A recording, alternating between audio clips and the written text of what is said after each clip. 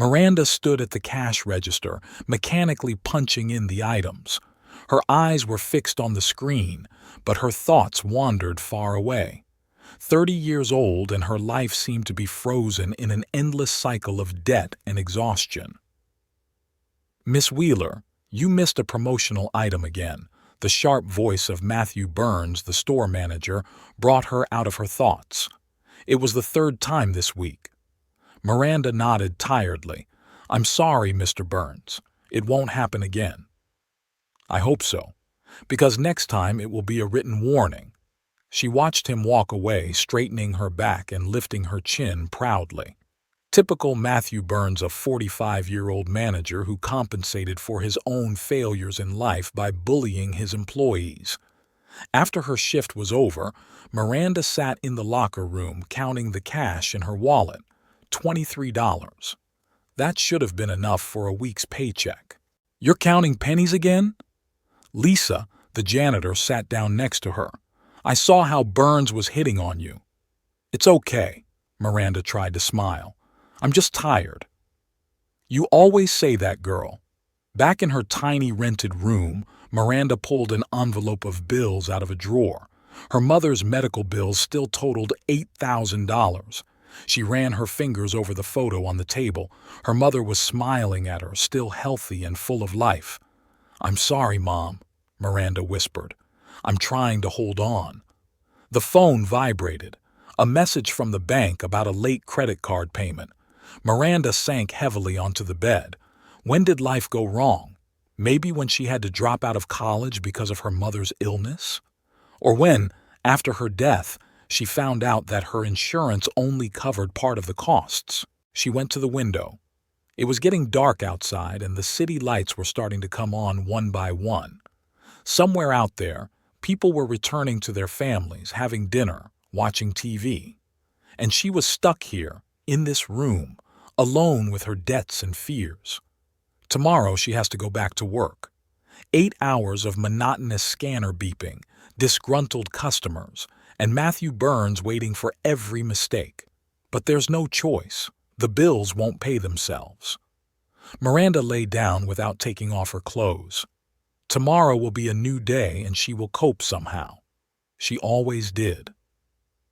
The clock on the supermarket wall showed 10:30 in the evening.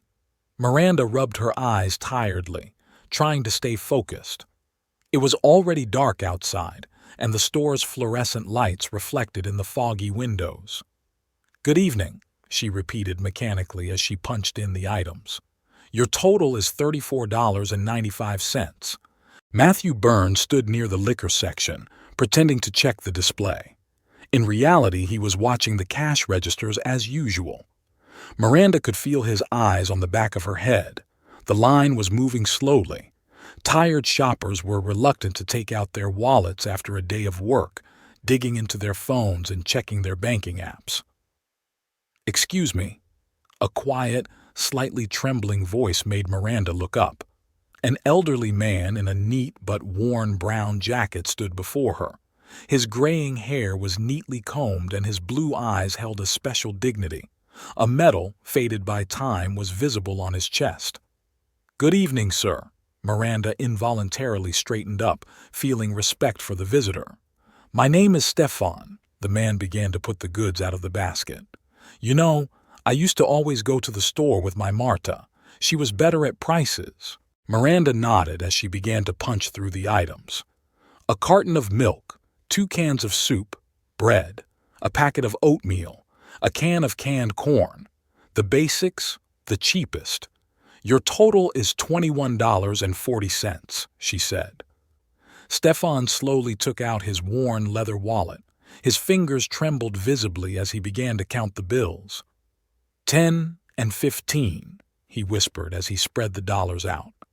"Excuse me, I have some more small ones here." The line behind him began to show signs of impatience. Someone sighed loudly. Another looked at his watch defiantly. "Could you let us through?" an irritated woman's voice said. "I have children waiting at home." Stefan became even more upset, his hands trembling more. A few coins fell out and rolled on the floor. "I'm sorry," He bent down to try to pick them up, but it was difficult. Miranda noticed that Matthew Burns started to approach the cash register.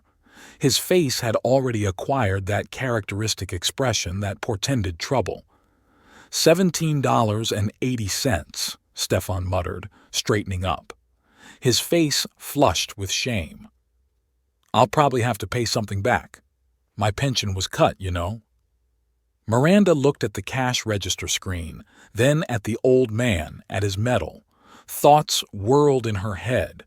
The $23 in her wallet was all her paycheck. Bills, debts, credits. Everything is in order, sir. She quickly pulled out her card and swiped it through the terminal before she could change her mind. The payment went through successfully. Stefan looked at her in surprise. But I didn't have time. The system sometimes glitches. She began to quickly put his purchases in a bag. Here is your receipt. Have a nice evening. The old veteran stood there without moving. Tears glistened in his eyes. Miss, I don't know how you— It's okay, Miranda interrupted him, feeling Burns' scrutiny. Next, please. Stefan slowly took the package, his lips trembling as if he wanted to say something but couldn't find the words. In the end, he simply nodded and, slouching slightly, headed for the exit. Miranda followed him, feeling a strange warmth in her chest. Yes, tomorrow she would have to skip lunch, maybe even 2. But for some reason she didn't regret her decision. Miss Wheeler, Burns's voice sounded very close. Come to my office after your shift. Have a seat, Miss Wheeler. Matthew Burns pointed to a chair across from his desk. His office was small, but he tried to make it look as formal as possible. Miranda sank into the chair. She hadn't slept all night, replaying yesterday's incident in her head. $23 was a small amount, but it was critical to her now. I've received a complaint. Burns opened the folder. Mrs. Clark, our regular customer, reported a very interesting incident. He paused, waiting for a reaction. Miranda remained silent, twiddling her thumbs under the table. She was standing in line and saw everything. According to her, you paid for the elderly man's purchases with your own card. Is that true? Yes, Miranda looked up. He was a few dollars short, Miss Wheeler, Burns interrupted her. You've been working here for 2 years. You know our policy. We don't do charity. This was not charity, Miranda burst out. It was just common humanity. He's a veteran. His pension was cut. It's none of our business, Burns said. What will happen if every cashier starts giving money away left and right? You've set a precedent. A precedent for humanity? Miranda felt anger boiling in her chest. He bought the cheapest food. He was $3 short. Burns sighed and pulled out another document. You know, Miss Wheeler, I've been watching you for a long time. Constant mistakes with promotional items, delays at the checkout, and now this. I'm afraid we have to terminate our employment relationship. Miranda felt the floor sway beneath her feet. You're firing me? I'm firing you for violating corporate policy and numerous errors in your work. Burns handed her the papers. Here's your paycheck and your performance appraisal. You can take your things from your locker.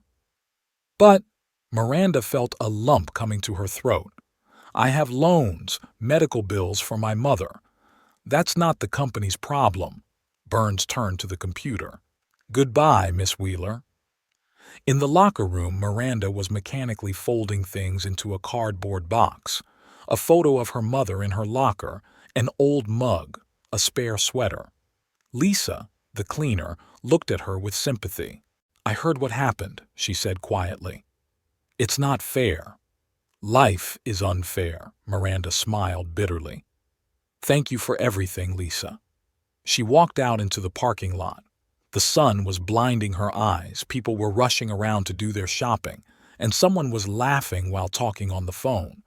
An ordinary day that had turned into a disaster for her. Miranda sat down on a bench, putting the box next to her. Her mind raced with thoughts of unpaid bills, the rent due in a week, the empty refrigerator. She pulled out her phone. She had to look for a job immediately. But who would hire a cashier who had been fired for breaking the rules? Suddenly, she noticed a familiar figure. Stefan was slowly walking to the entrance of the supermarket. He didn't see her, but Miranda noticed that today he was wearing the same jacket with the same medal on his chest. "You know what, Mr. Burns?" she whispered. "I'm not sorry. You may have fired me, but I did the right thing." She stood up, picked up the box, and headed for the bus stop. Ahead of her was uncertainty, fear, and emptiness. But somewhere deep inside, a small spark was burning. The feeling that sometimes you have to do the right thing, even if it costs you everything. Miranda sat on the windowsill of her tiny room, browsing job sites. She had sent out over 40 resumes in the 5 days since she had been laid off, but there had been no responses. Her phone was silent, and the only call she received was from the bank reminding her of a late payment. Predicting this turn of events, she had already cut expenses to a minimum. Lunch now consisted of instant noodles, and dinner was made from breakfast leftovers. The landlady, Mrs. Peterson, had already reminded her twice about the lease. "Just 3 more days," Miranda promised. "I'll find a job, I'm sure." The phone suddenly vibrated. An unfamiliar number. Miranda hesitated. Usually such calls meant either advertising or debt collectors. "Hello?" she finally answered. "Miranda Wheeler?" The man's voice sounded clear and confident. "My name is Robert Turner. I'm a friend of Stefan Collins." Miranda straightened up. "Stefan? Is he okay?" "Oh, yes, he's fine. In fact, he's the reason I'm looking for you. He told me about the incident in the supermarket." "Listen," Miranda felt herself blushing. "If you want that money back, it's not." "Money?" Robert laughed. "No, it's not about the money at all. Stefan told me about you, about what you did, and about being fired. Is it true?" "Yes," Miranda answered quietly. "But I don't regret it. And neither should you. You know, Stefan and I have known each other for 50 years. We served together in Vietnam. He saved my life when our unit was ambushed, and then life scattered us in different directions. I founded a company that now develops medical equipment, and Stefan, he was always too proud to accept help." Miranda listened silently, not understanding where this conversation was going. "When he told me about you," Robert continued, "I saw something special in the story. You risked your job for a stranger. That's rare these days. I just did what I thought was right. That's why I want to offer you a job." Miranda froze. "I'm sorry?" "A job, Miss Wheeler. My company, Turner Med, has an opening for an administrative assistant. It's nothing complicated. Filing, coordinating meetings, basic bookkeeping. But we need someone we can trust, a person with principles. But I have no experience. I have only worked as a cashier. Experience is not the main thing. The main thing is character. So, shall we meet in person?" Miranda felt her heart beat faster. It sounded too good to be true. "Are you serious?" she asked cautiously. "Tomorrow morning at 10 o'clock, Robert said, a smile in his voice. "I'll send you the address of the office. We'll discuss everything in detail." The next morning, Miranda stood in front of the mirror trying to make her only business suit look presentable. It was a little old-fashioned, bought for a supermarket interview, but clean and tidy. The Turner Med office was located in a modern building with panoramic windows. Miranda nervously entered the spacious lobby, where she was greeted by a friendly girl at the reception desk. "Mr. Turner is waiting for you," she smiled. "The 9th floor." In Robert Turner's office, Miranda saw a man of about 65 with graying hair and penetrating brown eyes. He stood up to meet her, and the first thing she noticed was that he wore the same veteran's badge as Stefan. "Have a seat, Miss Wheeler." He pointed to a chair. "Tell me about yourself. And don't worry, this is not a formal interview. I just want to get to know you better." During the hour-long conversation, Miranda told him everything about her mother, about her debts, about her job at the supermarket. He listened attentively, nodding from time to time. You know, he finally said, when I started my business, I had nothing either. Just an idea and a desire to change something, and people who believed in me. Now it's my turn to believe in someone. He handed her a folder. Here is your contract. Salary, health insurance, social package. Read it carefully. Think about it. If you agree, you can start on Monday. Miranda opened the folder and barely held her breath when she saw the amount. It was 3 times more than she'd gotten at the supermarket. Mr. Turner, I don't know what to say. Say yes, he smiled. And one more thing. Stefan will be happy to see you. He comes to me every Thursday for lunch. It's an old tradition. When Miranda left the office, the world around her seemed different. The sun was shining brighter, the air was fresher, and the future was less gloomy. 3 months had passed like a day. Miranda was sitting at her desk at TurnerMed, looking over the quarterly reports. The same photo of her mother was on her desk, but now there were new ones next to it, from the company picnic where she first felt part of the team. Miss Wheeler, Robert's secretary, came into the office. Mr. Turner would like you to come in. Miranda walked into the familiar office. Over the months, she had become accustomed to the panoramic windows and cozy atmosphere. Have a seat, Robert looked up from his papers. I've reviewed your report on optimizing document flow. Excellent work. Thank you, sir. And one more thing. He took out an envelope. This is your first quarterly bonus. You've earned it. Miranda took the envelope, feeling a warmth spread through her chest. For the first time in a long time, she could afford more than just survive. In the evening, she stood in front of the mirror in her new apartment, small but bright and cozy. Her salary at TurnerMed had allowed her to move out of her rented room. On the bed was a dress she had bought with her first prize money. You would have been proud of me, Mom, she whispered, looking at the photo. Miranda decided to walk to the supermarket, the one where everything changed. On the way, she remembered her cash register, her tired evenings, her constant fear of burns. At the entrance, she noticed a familiar figure. Stefan was sitting on a bench holding a bag of groceries. Can I sit down? She asked. He looked up and smiled. Miranda, I was hoping to meet you here someday. Better, much better. He adjusted the medal on his chest. Robert told me about your work. You know, at first I didn't want to tell him about that evening. I was ashamed. Why? All my life I have tried to be independent. Even when it was hard, I refused help. And here, a young girl gave her last money to Miranda, who put her hand on his wrinkled palm. It was my choice, and I have no regrets. And I am grateful. Stefan took a small album out of the bag. Look. He opened it. The old photos show 2 young soldiers. One of them is clearly Stefan, the other is a young Robert Turner. We were like brothers, Stefan continued. But then I was always too proud. I refused his help. I wanted to do everything myself. And what you did reminded us both that sometimes you just have to trust people. Miranda looked at the evening sky. Somewhere out there in the TurnerMed office, her documents, her projects, her new life were waiting for her. And here on this bench was a story of friendship, pride, and random kindness. I've always believed that good things come back, Stefan said quietly. I just didn't know it would come back so soon.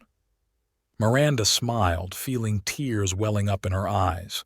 You know, I believe that too. They sat on that bench for a long time, talking about life. Miranda talked about her new job and how she was gradually paying off her mother's debts. Stefan shared stories from the past, showed photos of his late wife Marta. When it got dark, they walked to the bus stop together. As they said goodbye, Stefan hugged her tightly. Thank you for reminding me that there are still good people in the world. Thank you for changing my life, she replied. As Miranda drove home, she remembered the night she stood in the parking lot with the box of clothes, feeling like everything was lost.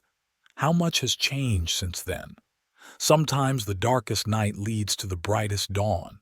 In her bag was an envelope with a bonus, enough to cover the last debt for her mother's treatment. Life was beginning anew, and this time it was filled not only with the struggle for survival, but also with the warmth of people's hearts.